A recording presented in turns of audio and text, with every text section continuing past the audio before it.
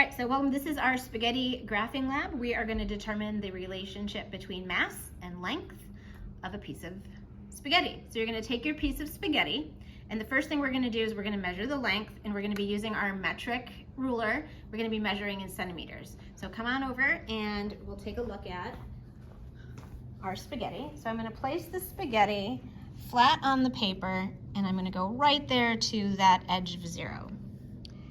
And now I'm going to just make sure I have that lined up. Now I'm going to measure all the way to the end. So now if you look, you'll see that the spaghetti is just above 25.5, but it's not quite 26. So I'm going to say that is 25.6. And now I have to add one more decimal place, and I'm going to make that 25.60.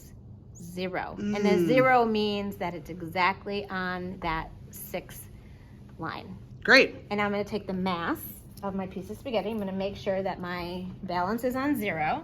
I'm going to place the spaghetti on, and I have a mass of 0.78 and grams. Okay. And then the balance takes care of the significant figures. So then I'm going to break the spaghetti in half.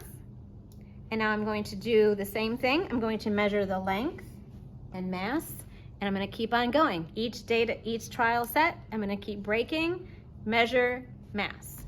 And here's a copy of the data, and you'll convert your mass to milligrams, and then make sure when you're graphing that you are going to follow the directions on what goes in the X and the Y axis. Yeah, because look at that mass in grams. That's really small.